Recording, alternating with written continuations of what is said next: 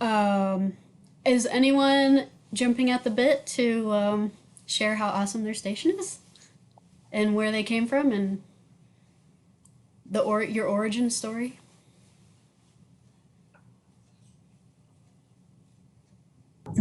So I know a little tiny bit, but there's a lot more to know about our station. So I can like read what we have on our website and then fill in a couple of gaps, but it's way more expansive than what it says there. So You can give us the cliff notes. okay. So on our website, it says that our founder is Eric Matheson. Now, he actually was then, after he started the station, he was removed from the station at some point, but he still supports KZFR. And apparently, like some kind of coup happened or something after he started the station. That was in 1981 that he wanted to try to build a translator from KPFA from Berkeley up to the North State. That's what his initial project was. And then somebody asked, and it says this on our website, instead of taking our programming, wouldn't it be better to create programming that reflects your community? And at that moment, Eric Matheson set his sights on building a community radio station in Chico. It took 9 years to secure the necessary permits and finances to build the station. KZFR is licensed to Golden Valley Community Broadcasters and operates as KZFR 90.1 FM, which is us. So we officially became KZFR in 1990. And then I know that at that point, our transmitter site and our studio and stuff were, I think, at the same location way up in the hills. And I believe that people were carrying crates of reels to walk on up there to do their shows. And it was like a hike. So that's all it says on our website, nothing about the hikes. And I think we need to put all that stuff in there because a lot of those people are still very much alive and kicking, and we need to capture those stories before they're lost. So that's a project for our station, but that's the history. Wow, I'm consistently blown away by the dedication that radio stations have. The the trials and tribulations of 9 years. Wow. And then to be removed. And I guess, he was like, okay, I'm just going to go. I don't think he fought it, but it sounds like it was a conflict of personalities rather than anything else. And he's a super great guy. So I don't know what happened. Wow, yeah, that's intrigue. That's totally intrigue. Well, any other thoughts on that story? We were totally volunteer run for the first, I believe 10 years. Let me think about this. At least the first 10 years, it was 100% volunteer run. And then we hired a general manager. That didn't work out. There was a coup on that. And then we got another general manager who was with us for 12 and a half years. And he hired some more staff. And we were able to expand to 5 staff people. Now that person has retired and we moved back down to 4 staff people. But other than that, we're still volunteer dominated, I would say. Wow. Do you think it's just like a rite of passage for a radio station to have a coup? Just like, it's just part of the deal. I think any passion projects, anything, if you get a bunch of other passionate people, they're gonna maybe have the same topic, but not the same vision. And sometimes they outnumber you. And sometimes you just got to say, okay, peace out, enjoy the foundation I built. You're going to build whatever you're going to build on top of it. And that's cool. Yeah, that makes sense. A passion project would involve possibly, different visions. Why not? Yeah. Wow. Wow, that's interesting. I hope it'd be cool to hear more about that as you guys uncover your own world. Thank you. Whoops, I just switched the view on there. Anyone else want to go next? Hi, Davine. Welcome. Hi, Herb. Hi.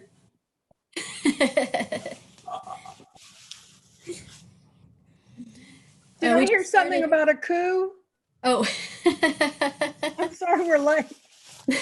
Yeah, we're We're sharing we just started sharing with Mercedes. She just was the first to share her history of her station. She shared the lore from their website.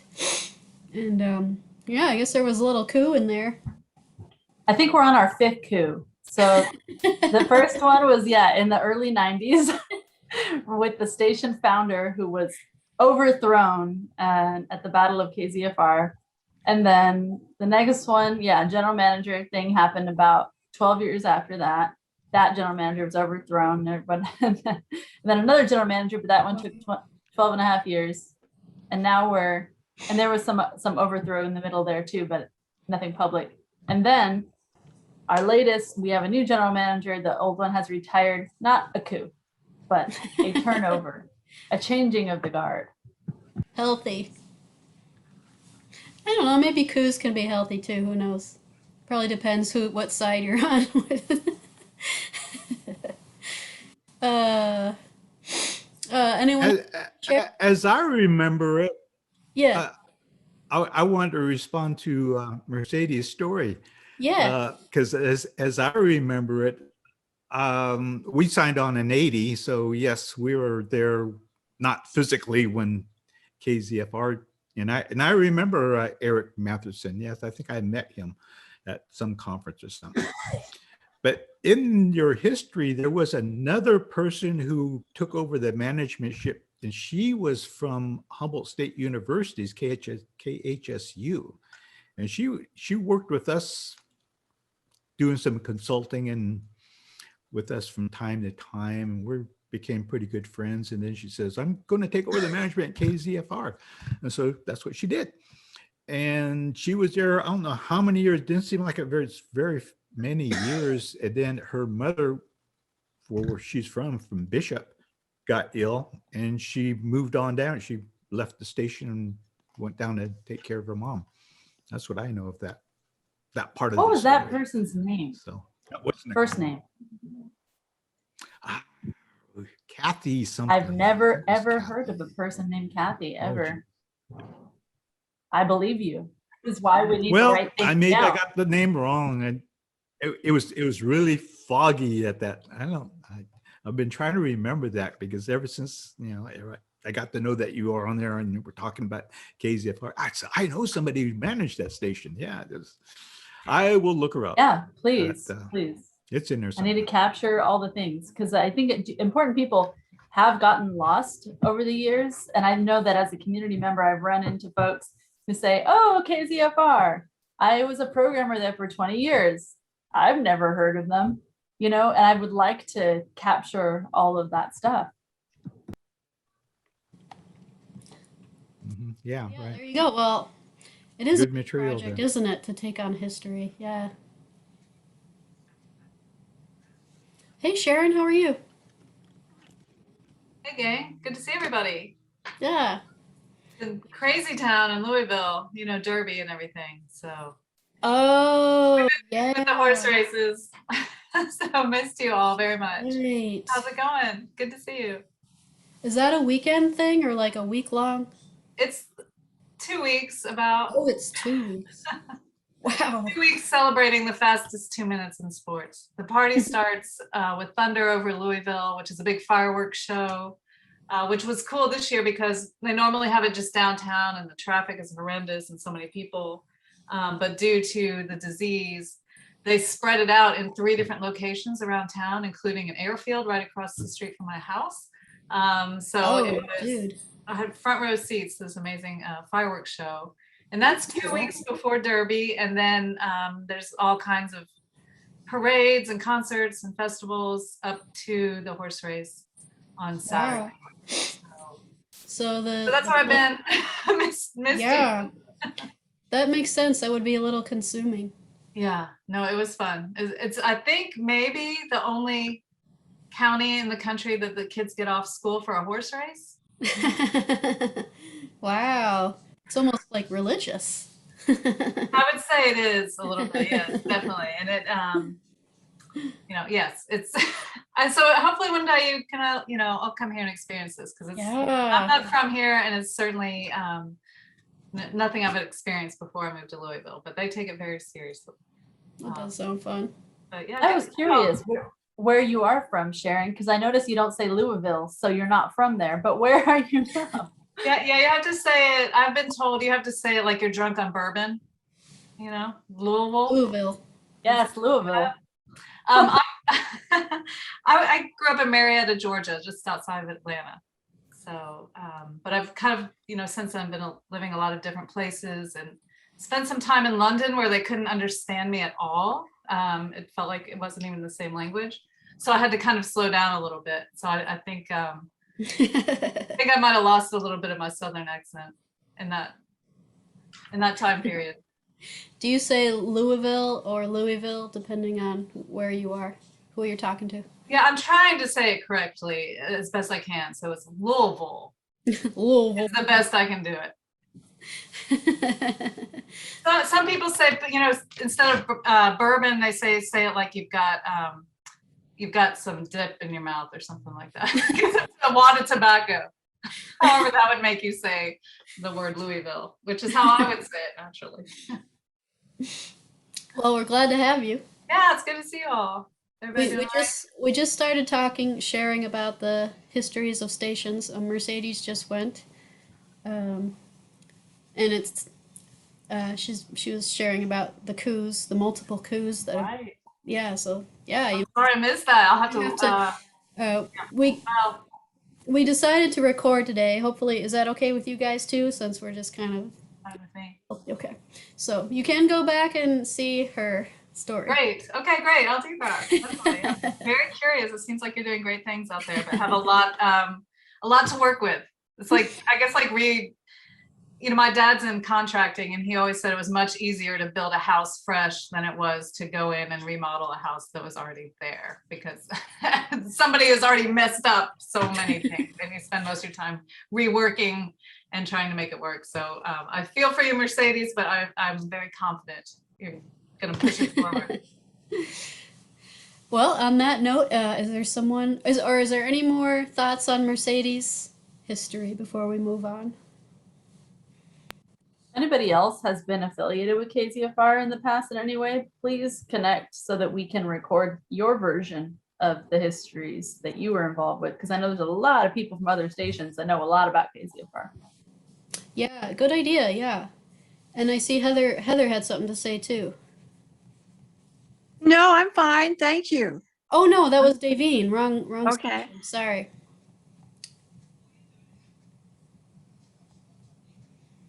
Did you raise your hand, Davine?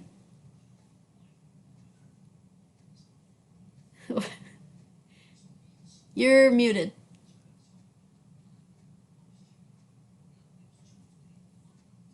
Can't hear you. I was going to add to the coup Oh, swell. Okay.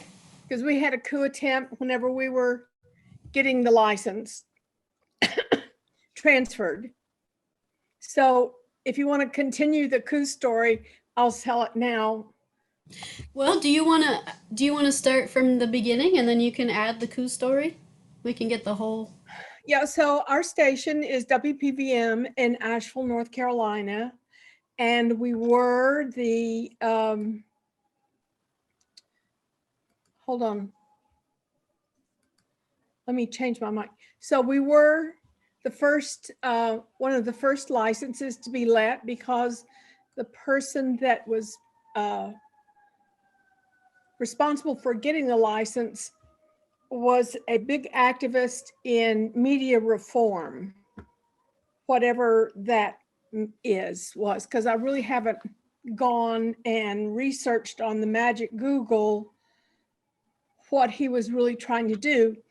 But my guess is that it was tied into the fact that so many other stations had come under the control of those 5 major conglomerates, and small town radio or local radio had disappeared. So I kind of think that's what it was. So this station opened with great fanfare in 2004 and had a whole bunch of good press and went really well for a while. And then they started having personnel issues and volunteer issues. And people got mad and people were locked out. And by the way, Amy Goodman came to town for this guy and did a fundraiser. Wow. So really well known. So in 2010, the bulk of the volunteers left and started an internet radio station. And in 2010 or 11, the antenna that was associated with the station got kicked off the tower that it was on due to that particular person's non-payment of tower fees to the tune of $37,000. So the station was silent basically from 2000, lower part of 2010 to 2014. And then there was also a lien on all of the equipment for another $37,000. And the bank was about to take the equipment. And so the board knew that they were going to have to do something. They were talking about turning the license back in. We met with them. My husband and I, my husband here, met with them to find out what needed to be done instead of turning the license back in. And the main thing was paying off that lien that the bank had. So we negotiated a price to pay off the lien, and in return, the license would be transferred to our nonprofit. Well, other people who were involved with the station didn't like that we were getting the license. And so the volunteers that we had going at that time got kind of, I would say, influenced to try to stage a coup and oust us. And that would kind of be impossible because we were paying the bills. And so there was a big, a year-long series of drama. In the meantime, we didn't understand what was going on. We had no clue. We had never been involved with their station before. Thank God for Prometheus. And I think I mentioned a couple of months ago about Prometheus having a caveat to be very aware of coup attempts or hostile takeover attempts. And so that was my first clue that this was not necessarily an uncommon thing. And so we just kept forging ahead, and the drama and the coup attempt ended with a hit piece on and with WPVM as the cover story on one of our other local independent media groups. And apparently that's not uncommon either, because I've heard other people, some of them right here, say the same thing. Oh, two of you say the same thing. So apparently real independent media, and not something under the thumb of oligarchs or the plutocracy, are really threatening to the powers that be. And I've done some history on radio in general, and these coup attempts and all this drama goes back to Tesla and Marconi and Sarnoff and Edmund Armstrong. So it seems to be partially nature of the beast. So what we've done is try to keep any hint of drama out of the station. So I give people 2 red flags. Number 1 red flag, I start watching really closely. If I get a second red flag, then I do my best to get them to move on. Because what we've done at this station is we give them excellent equipment. They're free to come and go. No one else is here when they come in. Our expectation is no one's there to bother you. You go in, you do a great show, You have your guests come in, the station is neat and clean and pleasant, and you can be proud of having them come in. You make a great show, and then you leave. So that makes me a benevolent dictator. And that's what I am, because I just can't, I can't take the stress of the drama. Well, that makes sense. That's my story. Yeah, you want to give people a nice place to be, but you don't want to have to. Oh, you can't hear me?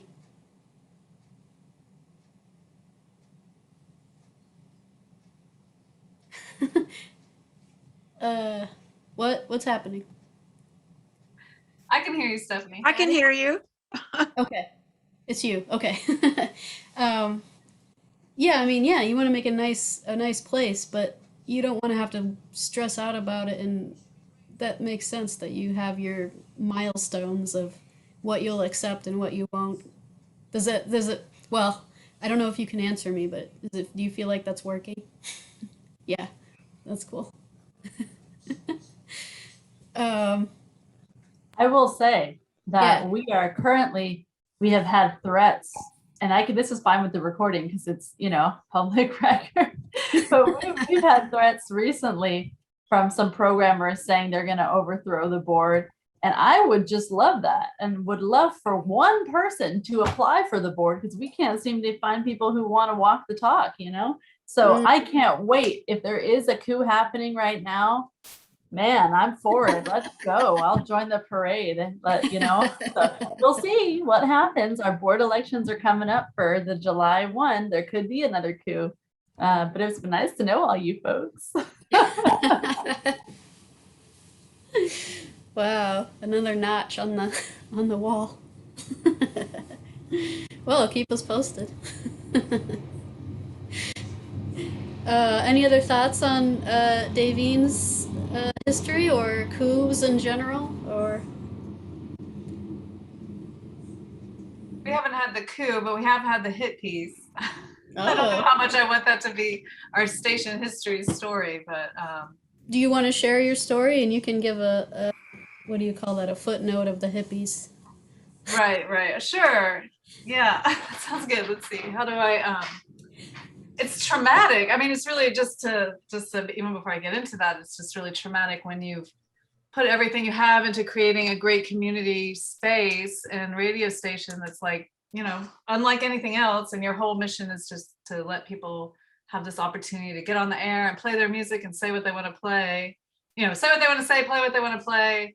And then somehow someone, gets their feelings hurt or whatever, or they don't like your rules, or the FCC rules in this case, and they take it out, really personally and really publicly, and suddenly they're making you. What was ironic about our situation is that our whole thing is to amplify people's voices, and then they started coming at us saying that we were squashing people's voices and that we were silencing people and stuff like that, which was just absurd. And it was just completely over an FCC, someone violating FCC obscenity laws, and they didn't like that I told them, that you can't say that on the air. And anyway, so that's how ours unfolded, just to get the dirty laundry out while we're talking about it. And they ran to the local, community newspaper, and really brought in an author who had never written for them before, or has never written for them since, and wrote this just horrible cover story about us. And in fact, they sent the photographer out once, and I felt like we got some good pictures and stuff. And then the photographer came back, and I'm certain that the mission was to get some, terrible photographs of us. And that's what ended up happening. And those are on the cover, my husband and myself on the cover of the Leo Weekly here in Louisville. And it was just nasty, and it lives on the internet. But the editor who did it, who was friends with the guy, who had the FCC violation, he has just recently been driven out of town due to insensitivity about the Black Lives Matter movement, I think. He wrote some really questionable articles. And he's been run out of town, thankfully. And I'm hoping that the newspaper is gonna take a turn for the better now that he's gone. And Davine gave me wonderful advice because we've been sharing, you know, stories since we found out about one another's problems. And Davine gave me the great advice that if you wait by the river long enough, Davine, tell him what to do. If you wait by the river long enough, the bodies of your enemies will float by. Ooh. Ooh. And it's true.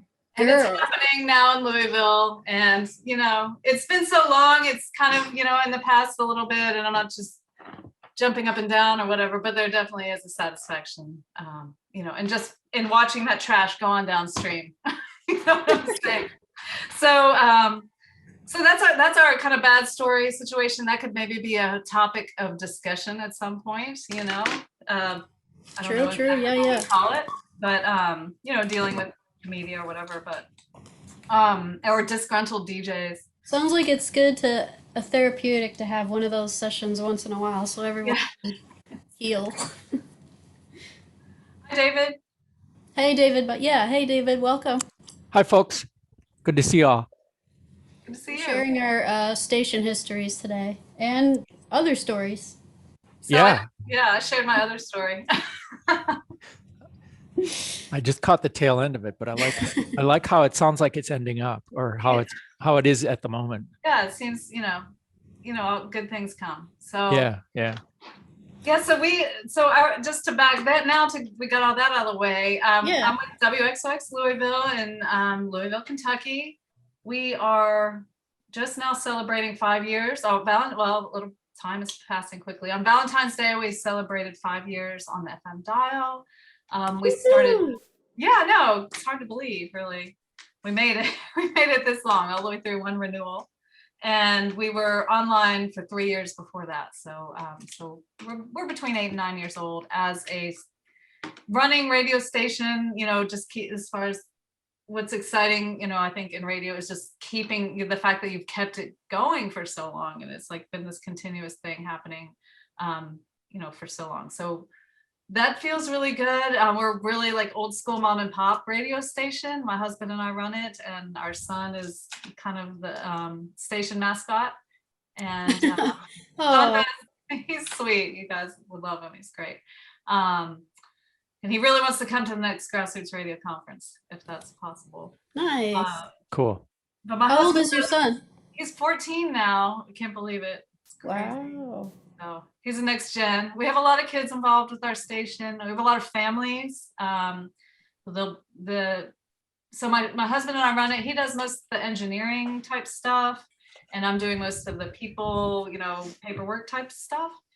And we're currently in the process of remodeling. This is our building. We have a building in downtown Louisville with this beautiful mural by Wilfred Sieg, the third of the Art Cartel. It's really cool. Hopefully you guys will be here to see it in person. We're remodeling the studio now, as I've told you about. We've been struggling with paint color and still haven't settled on anything. But he's also a carpenter, so he's custom building all the furniture for the studio. It's gonna be fantastic when it's done. We have about 120 DJs.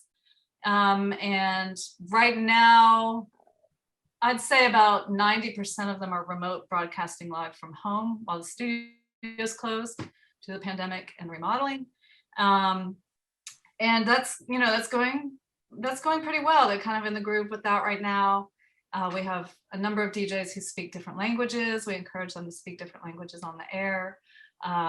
We have, you know, like I said, people of all ages, all classes, all communities.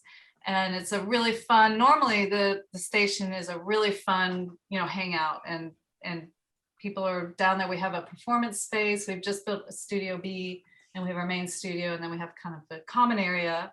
And in regular times, that common area would be full of people hanging out, playing music, all that kind of thing. But unfortunately, things have changed. So it's pretty quiet down there right now. But we're hoping soon that we'll get into a better place health-wise and be able to reopen the studio. But it's really diverse, and we just really encourage our DJs to think about radio as its own art form, not just one that might convey other art forms. So really pushing the boundaries of the medium, doing experimental things. My DJs sometimes really trick me because I think something's going on with the transmitter and it's making this horrible buzzing sound, and what could it possibly be? Everything looks fine. And then I realize, oh, this particular DJ is on the air right now. So I think, let's wait, give it an hour. I probably would. So anyway, it's fun, and you never know what to expect, including myself. So we've got a great team, and hopefully one day we'll be able to have everyone here for the Grassroots Radio Conference in person. But It does sound like a fun place. definitely. Cool. Yeah. Well, maybe we can come someday in real life. Yeah, I hope so. Definitely. I mean, it's right now everything's going really well. We definitely have drama for sure. I think every radio station does. But maybe because we haven't been in the station, that drama at the moment. No, if you look community radio up in the dictionary, the first definition is drama. You must be right. Yeah. Yeah, I guess maybe that's the trade-off, huh, of not being like over policed corporate stuff, regimented. You gotta have drama once in a while. Yeah. So. Keeps it lively. Oh, any thoughts on Sharon's world? Pretty clear, pretty concise there. I have a lot, trust me, I'm trying to keep it in a little package. I could say a lot about it, but we have a great staff and a great board. That's a really good thing. We have a very supportive board, and I think that that's key. Nice. When we were having DJ trouble at one point, and I remember some wise radio person said, be thankful you're having trouble with your DJ. It's when you start having trouble with the board that the problems really begin. So we've been very careful. And the thing, I would say the only problem with our board is that some of them have been with us since the very beginning, which isn't a problem. That's a great thing. But it's getting to the time where we really do need to bring in some new folks. And that's a very precarious time, I think, in terms of making sure you bring the right people on board. So Yeah, it sounds like from what I hear from you guys, like it's just a natural thing that you just want new blood every once in a while just to keep things fresh. Oh, yeah, that makes sense.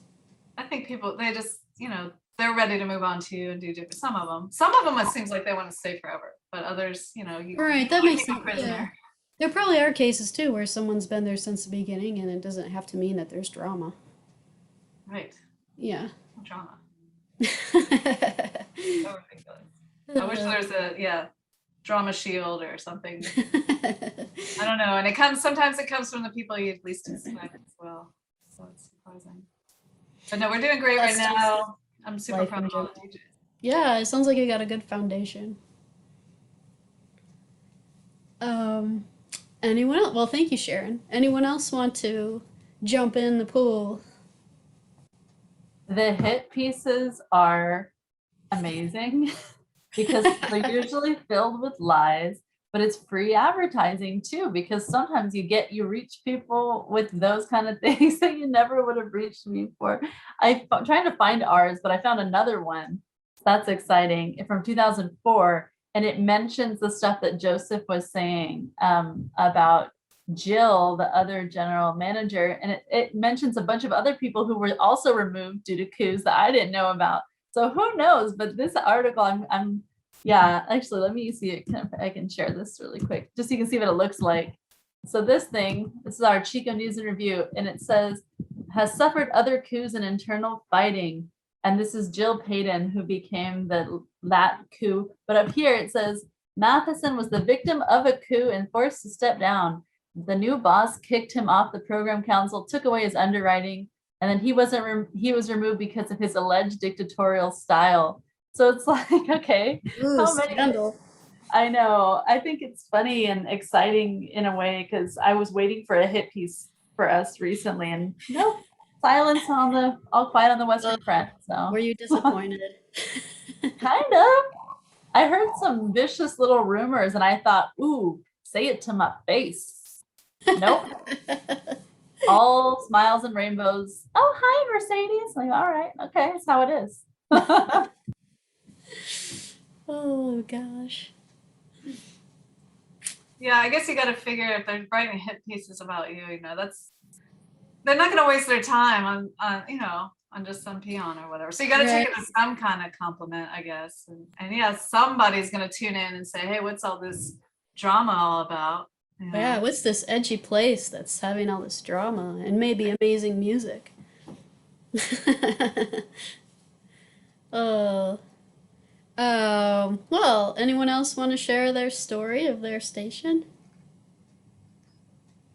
I was going to say that there's a song that Keith Secola had written.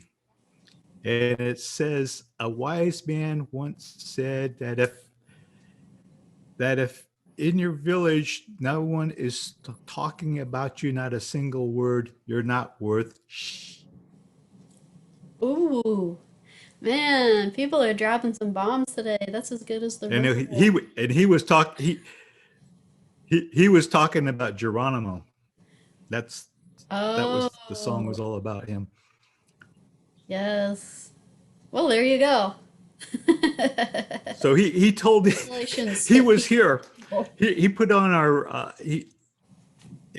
he was the headliner for our one and only spring concert that we celebrated after we did this on-air fundraiser. And we've never done a fundraiser before. We thought, well, maybe we'll get $5,000, and we end up getting $15,000 in pledges and actually $13,000 in actual cash. So Wow. it was a success for us, and I thought, well, let's do something, give back something to the community, and let's put on a spring concert. So we got hold of Keith Secola, who was a friend of mine, and he had visited it before, and we sat down and talked about radio. He was just getting into audio. He was working with the school district in Seattle, I think, and he wanted to get into music, and so he just happened to be here doing a thing at the school district here.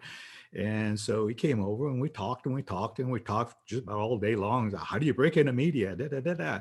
And he did it.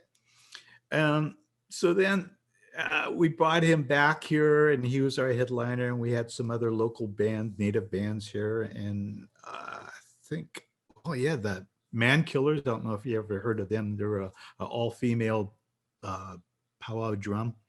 They had some really cool music.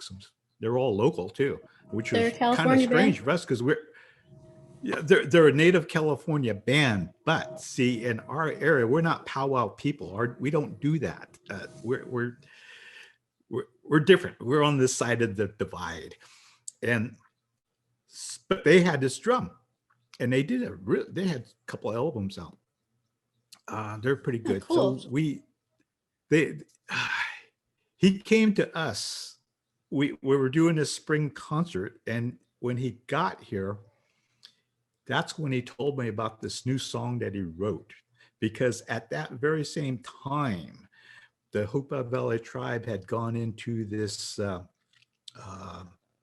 drug testing thing, because nationwide, there's this whole thing about the war against drugs and everything. And then we had a couple of incidences here, and people thought, oh, no, it's the world's falling apart. We got to do something. So they came up with this, what do you call it?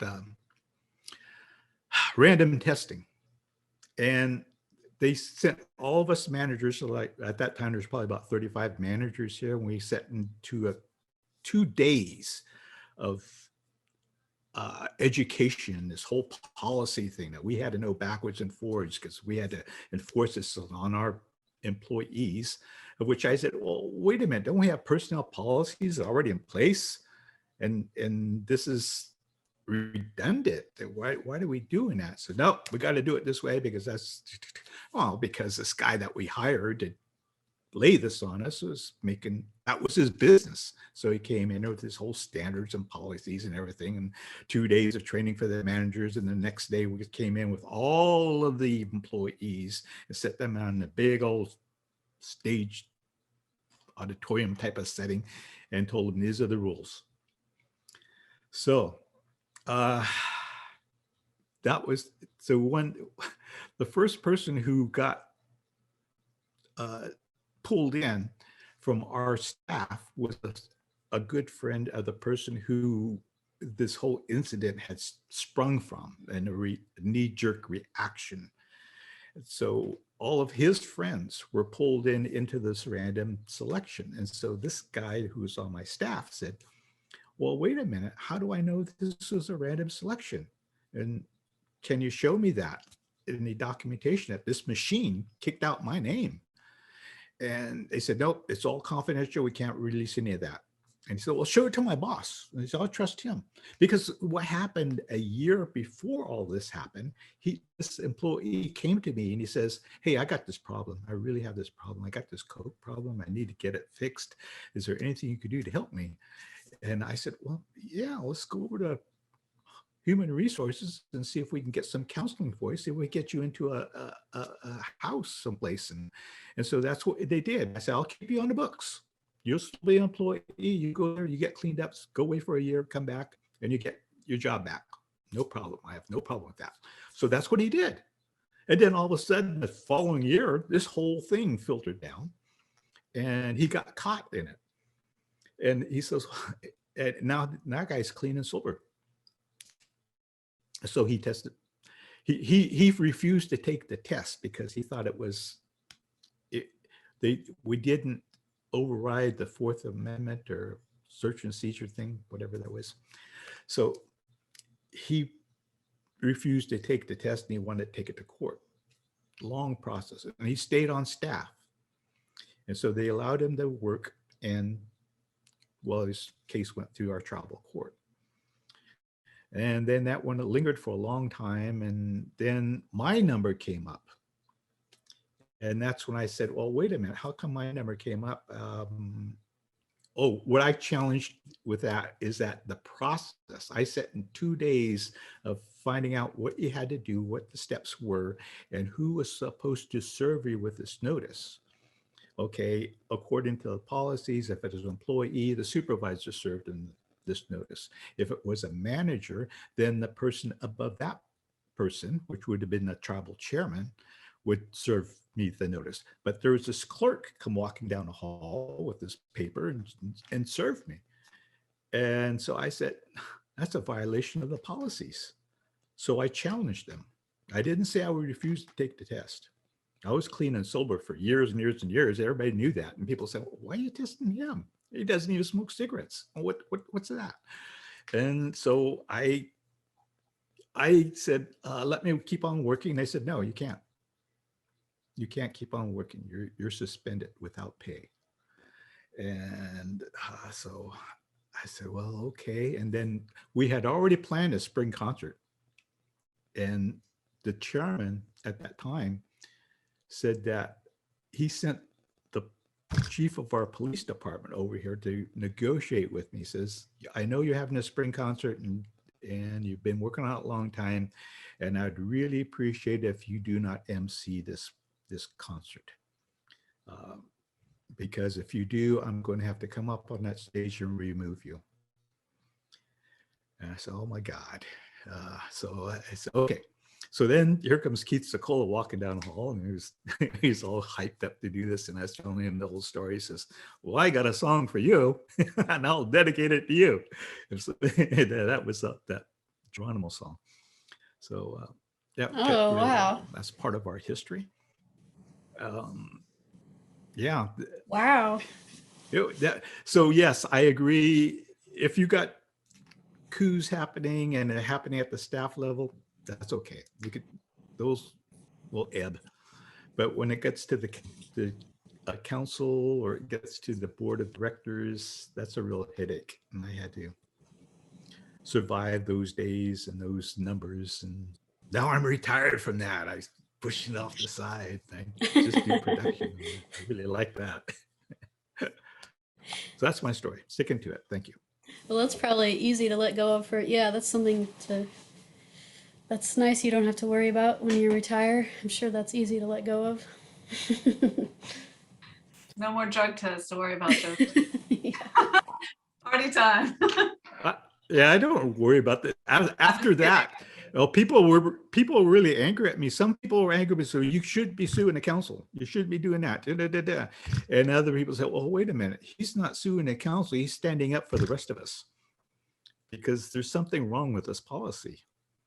And he's the only one that's took it to court like that. So, and as a matter of fact, when we also, because it's a tribal court, you do not have to be a lawyer in order to be elected as the judge. If you're not a lawyer, don't have that legal background, then you can hire a qualified licensed attorney to advise you. So in this training process that they have for the lay people who want to apply for a judge, they have this whole case scenarios and they walk you through this whole testing. And in that packet, in that course, they have my case as an example of these are the things that can happen and this is how it all happened and so it was a case study. Oh yeah, you're like a precedent. I could be proud of that. Textbook case. It's somehow comforting to know that there are people in all places that are willing to either make bend policies to their own advantage or just hide behind them. It's crazy. Yeah, all places and all history. Mm-hmm.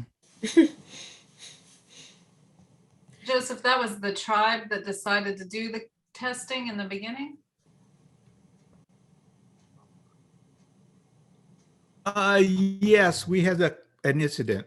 Okay. And this guy did a very despicable thing, and he was another manager in another department. And yes, he lost a lot of face in the community, and he had to apologize. And yeah, it was humbling.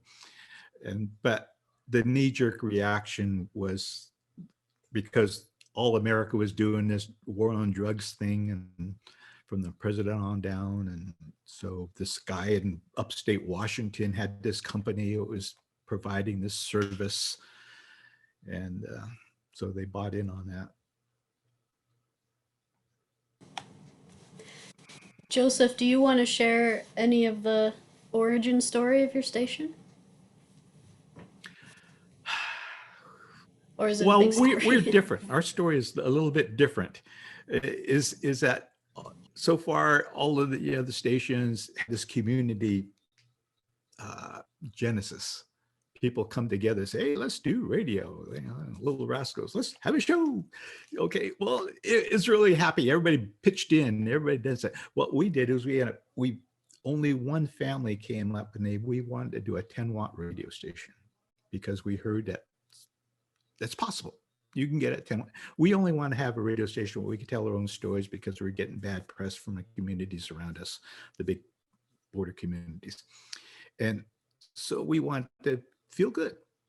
So we went for a 10-watt station. We actually built a 10-watt station and it actually worked. And we thought, well, we better get an FCC license for this. So this was in 1988, something like that, maybe earlier, 88, 89. And no, excuse me, 78, 79. And FCC at that time says, nope, we're not going to license any more 10-watt stations. You want a radio station, you have to get a full power radio station. So that's what we did, not knowing what a full power radio station was all about and what this whole license was all about. So we kind of backed into that and we got one. And so we started it. And we put in all the applications and got PTFP at that time existed along with NTIA.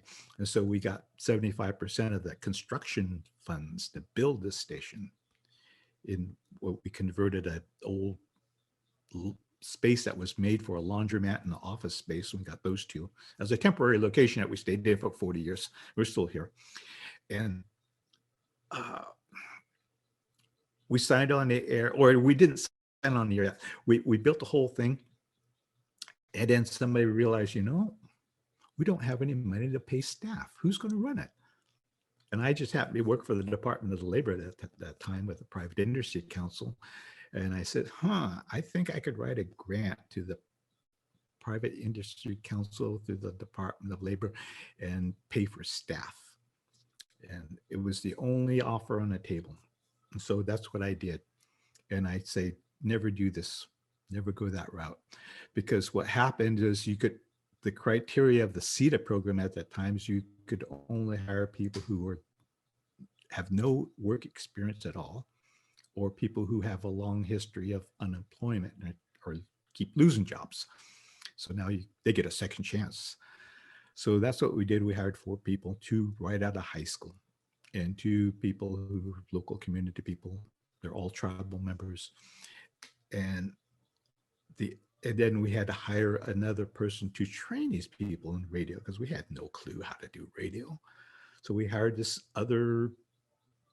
a consultant that came over who worked in commercial radio as a DJ, and he sounded good. He had a nice record, and so we didn't know what community radio was about. We thought commercial radio because that's all we ever heard. So we hired this guy to train these people on how to operate this medium, or how to spin records, how to be DJs. So the average age of those 5 people I calculated to be 24.6 years. So, and 2 of them were 18 at that time. So that was the foundation of the radio station. And as I'm looking at that over these years, I'm thinking, well, it wasn't until we're able to build up the average age of our staff to 34 that we start getting into more programming. We're a lot of music, and we're a lot of rock and roll music, which is fine and dandy if that's all you want it, and that's what you want your radio station to do. And being that you have the only Native American radio license in all of California at that time, is that what we wanted to do? Is that the right thing to do? But that's what we did, and that's what we wanted to do. And so when I went to elders, what we wanted to do was we sold this license, or sold the concept of the radio station, because we had to find matching monies for the PTFP grant. We said, well, part of the programming is going to be the Hoopa language, the restoration of the rejuvenation of the Hoopa Valley language. So we'll get them on the air. Well, we didn't have anybody who spoke the Hoopa language on our staff, and we had no connections with anybody at that level. And there was people in the community a lot of elders still spoke the language fluently, and some were teaching others, but it wasn't a big movement like it is over the past 10 years. So when we went to the elders after we've been on the air for a while, says, we'd like for you to come over and do some work with us, and and maybe do language, tell some stories, do something. And they say, oh, no, I don't know that music.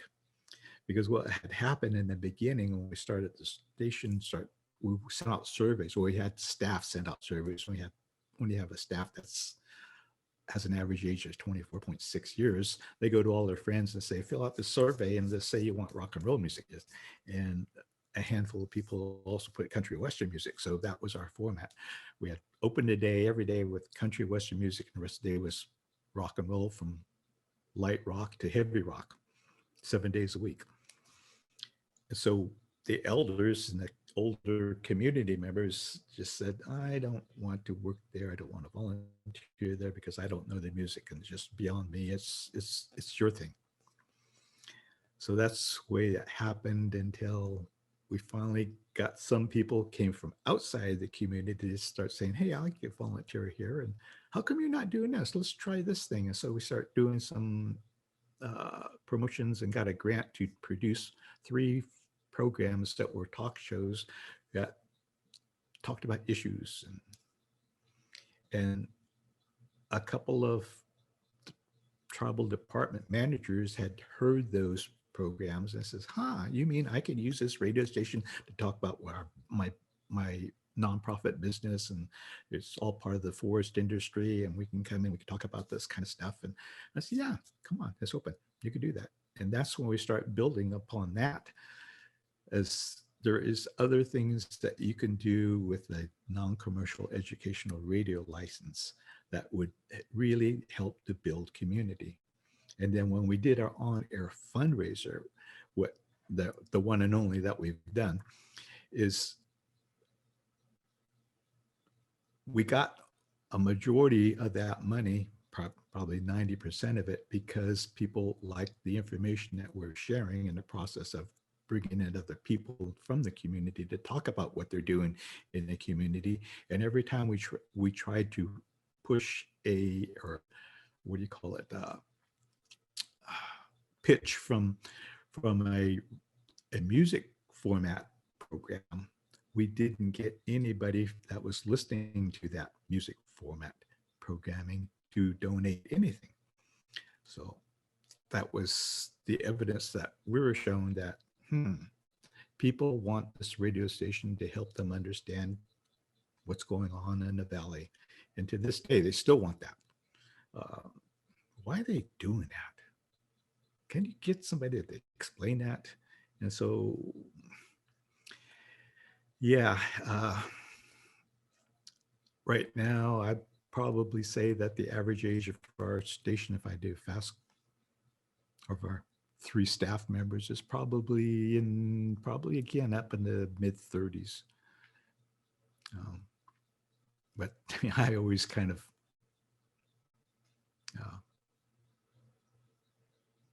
my age is always kind of just tilts the scale up a little bit higher. That's how it works. That's been my experience, and I'll see what happens in the next 40 years. Thank you. Any thoughts on Joseph's story before we go on? I see we're at 4 o'clock.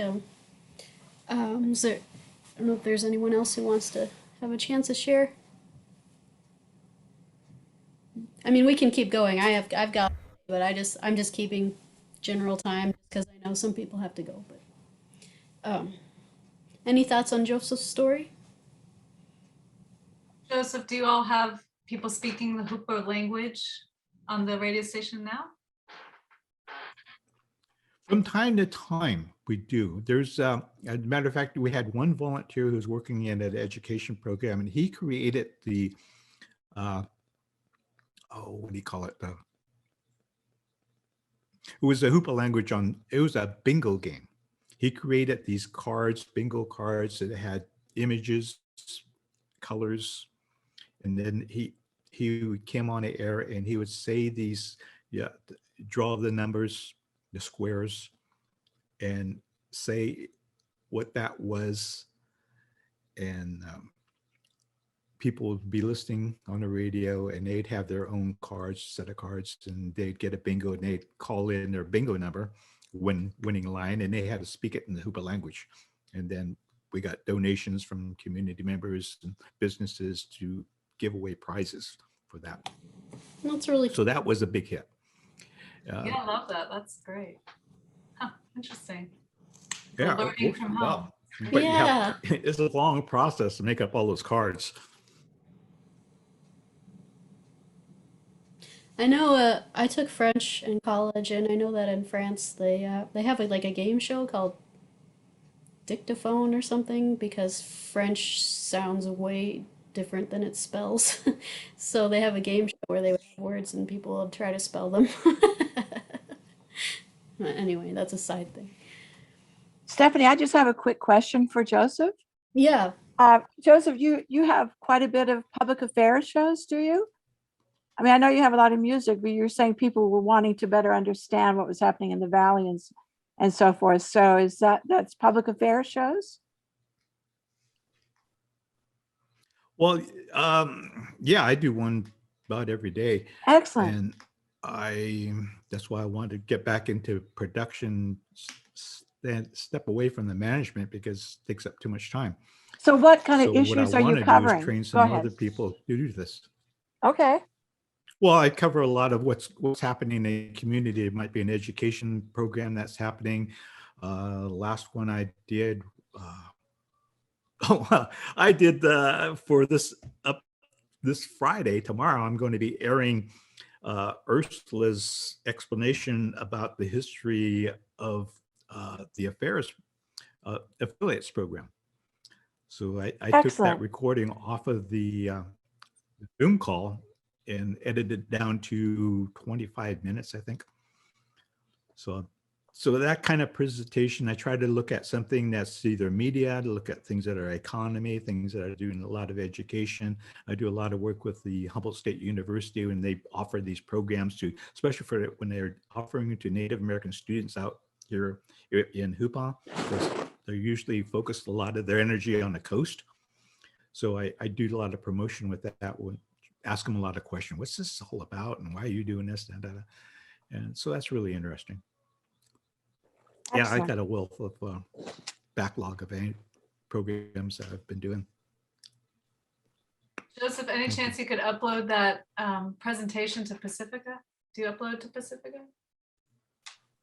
I'd love to hear it and share it as well. Well, as a matter, well, I sent it to Ursula and I sent it to Stephanie. Oh, Stephanie, Ursula? Oh, And I you was did? thinking, Yeah. should To I audio make port? this into? Yeah, I'd love to hear it. Should I?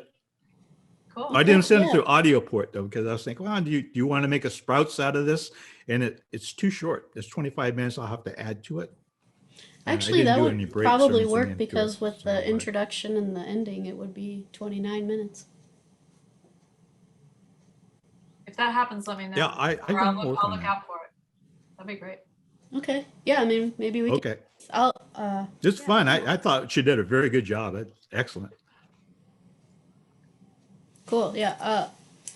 I guess I would go under specials. Okay. Cool. Thanks, Joseph.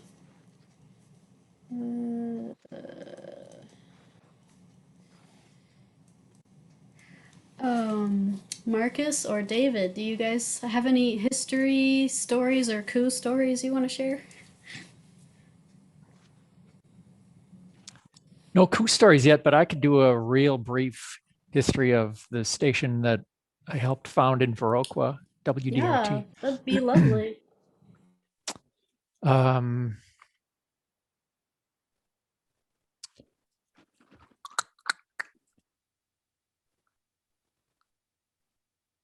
So way back in 2009, no, 2007, I think it was. Yeah. Ursula was involved with a group called Radio for People, and they started having weekly calls. Well, yeah, way before that. I moved with my sweetie Tamara. Can you see my mouse? Yes. Tamara and I moved out to the Viroqua area from Madison, Wisconsin, and started building a house and stuff like that. And we also got involved with these folks. They wanted to build a radio station. So did we. And there weren't any licenses available at the time, like a lot of people have learned. And so this is about 2005. We moved into this teeny little closet in the old high school and started streaming, kind of like WXOX. We just thought, well, let's practice on the internet first. So this is our internet station. And this was the first board. Well, this was the gathering of the board of directors after we submitted our application in 2007. So we streamed for 4 years before we filed, before we actually went on the air. And so after we filed the application, had to go through the whole process of the application being awarded. We had to pay off another station because there was a competition, and we had to pay their engineering costs to get them out of the way. And that worked. We were successful. And in 2009, we got a construction permit. And then we started looking around for where to put this radio station. And we found this little shop on Main Street in Viroqua, which began its life in the 1920s, so probably nearly 100 years ago. It started out as a tractor store, like a tractor retailer, where farmers could buy tractors. And it was being used at the time as a small manufacturing plant. Guy had a little welding shop in the back. There's this little attached part you can see here behind this pickup was an office, and there's a huge area in the back of this. You could almost see the edge of it off to the right. So there's sort of two sections to the building, the front part and the back part. And this had most previously been a retail yarn shop or something like that. And it was empty, and we approached the owner and said, could we build a radio station in there? He was like, sure, that'd be fun. He said that the only condition was that we couldn't build any permanent structures inside. We couldn't like add walls or anything. So we built 2 studios that sort of floated on the floor. And we thought, well, should be strong enough. I mean, they used to put tractors in there. So we built these 2 floating studios. Let's see if I can figure out where.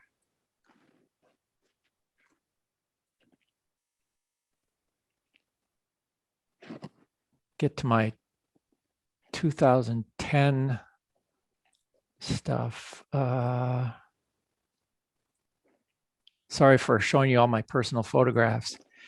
Well, we emptied the place out, and we thought, well, the first thing we're going to need is a lot of music. So we invited the public in to bring in their CDs and rip them to a hard drive. And so we just had person after person come through, and they ripped their CDs. This is one of our co-founders, Jim Hallberg, and another early member. Boy, and now I'm forgetting his name. One of our volunteers that came in, and they set up this computer, and everybody fed their CDs in, and we built up a 30,000 track library. What else? This is all personal photos. Anyway, we got on the air in September of 2010, and typical of the life cycle of a community radio station, things have been up and down. And one of the interesting facets of the station was that we decided we didn't want a conventional hierarchical management structure. And so we sort of modeled our management structure on the station that we knew quite well, also in Madison, Wisconsin, WORT, where they had sort of a flat consensus-based management structure. So there's no station manager. There are only like department coordinators. And so they're all supposed to be like volunteer coordinators that coordinate the volunteers to do all the actual work. So since the beginning, there have only been 3 part-time staff people at WDRT. There's a program coordinator, that's Jim Hallberg, one of the founders. Terry O'Connor is the membership coordinator, and Ann Altland is the development coordinator. And they're all part-time. And then our board, it's a pretty active board. They are involved, unlike some boards that are just sort of arm's length away from the day-to-day operations. The WDRT board is pretty active in running the station.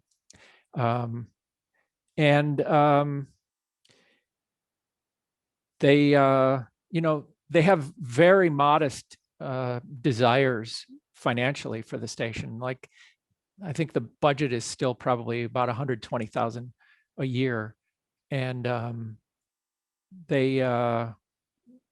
between individual contributions and a few local businesses that underwrite, they managed to hit that I think very regularly. I can't think of the last time they didn't make their annual budget.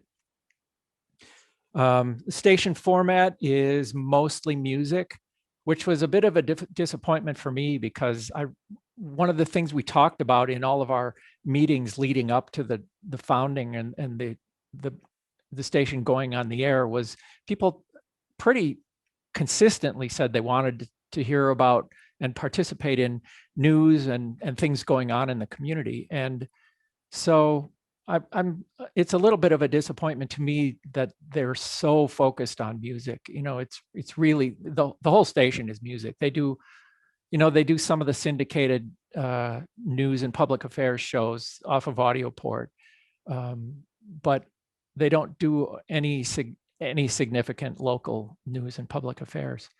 But that's what the community seems to want. They love the music, and they regularly hold. Well, pre-pandemic, they regularly held concerts and had live bands and small groups come into the studio and play live on the air and stuff like that, like a lot of other stations do. So that's kind of the nutshell of WDRT. Still going strong, and they did close down during the pandemic, but they're starting to open up, and things are sort of returning back to normal for the most part.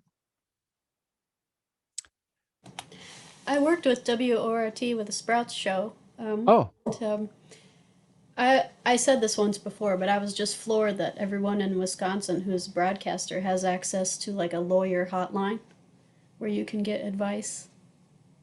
I don't know about that. Oh yeah, it's like so cool. If it's like a 5-minute question, you can get free advice. But if it's long, they'll bill you. But like all the TV stations and radio. I never knew that. Wow. Yeah. Cool. So, well, thank you, David. Sure. That's interesting. I remember Marcus was asking in the past about like sharing leadership styles, and that's a really interesting leadership style. And I think we should do another table about that in the future. Get more in depth. And also, speaking of Marcus, do you want to share any history of your station? Yeah, I can. I don't know it that well. You can read off the internet like Mercedes did. That's what I'm gonna do. Well, I took a picture of this timeline we have hanging up in the studio, so I'll leave that. And the timing is almost parallel with David's station because we applied in that same window. But it seems in 2005 we started as an online station with 10 folks. And then kind of throughout the next couple years going through the motions of learning how to become get an FCC license, become a nonprofit, and all that. And then 2007 we applied, got our looks like we were one of the only ones here in this part of the country that got it, which is pretty cool. 2010 we got a construction permit. 2012 we became a Pacifica affiliate along with Radio Bilingue, which was just for 24/7 webcasting. March of that year we were able to move into a studio here in downtown Silver City, which is kind of like the historic area. It's a real nice spot, right across from our co-op. It's probably the one hub of the area that we have. And then in 2012 looks like we got in. 2013 is when we started our live broadcasting. We got access to a tower. Excuse me, pardon me. We got a $10,000 matching gift grant to start out, which is pretty nice. And throughout that year, we got just more power on our antenna. Then became a non-commercial full power station around February of the following year, and have kind of just been vibing on that since. We had one general manager who had to leave town about, I want to say 2 years ago, because he had to go take care of his mother.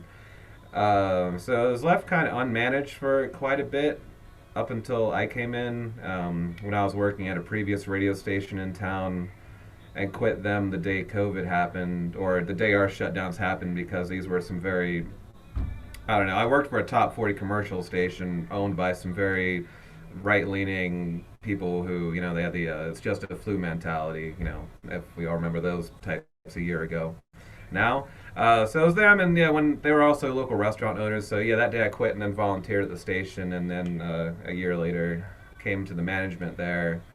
So it's a kind of parallel time frame almost with David's. We have more talk and surprising amount of local affairs shows for how small of an area.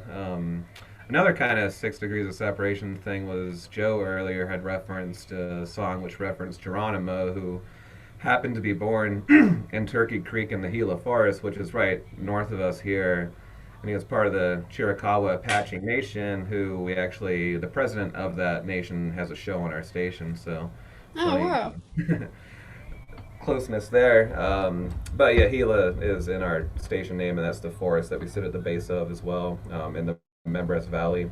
So that's kind of just how we've gone down, and hopefully we can continue to do what we do here in our Yeah. corner. Now you're doing your big old fundraiser. Yep, that's a lot of work. I'll be happy once that's over so we can focus on more things, because like all y'all, I'm sure, trying to figure out how to move forward with COVID protocols in the studio, and that's going to be a big topic at our next board meeting, as well as FCC renewal. We're in that window for this year, is the mountain zone, so learning that is a big uphill climb. But luckily we have a lawyer on our board who he's not an FCC, he does ACLU kind of stuff, but still, I mean, someone that has a knowledge of that world and knows how to read documents a way that I can't, is nice to have. So we're kind of moving forward with that at the moment, and yeah. Cool, That's thanks, a little Marcus. nutshell. I'm sure there are a few coups over time, but I'm trying to think forward right now before I hit the history, you know. Thank you, Marcus. Marcus, what station is that? It's pardon me, sorry. It's very windy, a lot of dust in the air. It's called Gila Membres Community Radio. It's Gila with a G. It's KURU 89.1 FM out here in Silver. Actually, it's funny, Sharon, because I remember I looked up your station a long time ago, actually, because I don't know, I know about you guys, but I like browsing TuneIn to find all random stations. But I found WXOX and saw that mural, and I showed it to my board, and they were like, shit, we should do something like that, like, at our station, too. Because there's a lot of murals down here in this part of the world. Our building was so ugly before. It was just horrendous. It's amazing what a difference it's made, not only for us and I think the vibe at our station, but for the entire community around there. It just brightens everything up. So I definitely recommend it. We partnered with a local arts organization, and they helped us with the search for the artists, and we did, you know, a call for artists through them, and they even helped us get the paint donated, get a lift donated for the artists to work on, and, Awesome. and gave us met half the stipend that we paid the artists. So I don't know if there might be a friendly art community that you can partner with, but that was really good for us. There is. We actually have a nonprofit here called the Youth Mural Project, and every year they do a few murals around town with our high school, middle school, elementary school students, with some local artists, and they've been doing just wonderful work, and hopefully we can be part of that in the coming years. Hey, Yeah, awesome. cool. Great. Yeah. That's really cool. That's good for you. This seems like just interesting on how all of our lives have been upturned by this pandemic, but it definitely seems like yours has taken a real flip, and you're finding yourself in a pretty exciting position. You know. Yeah, to and run your honestly, radio station. That's great.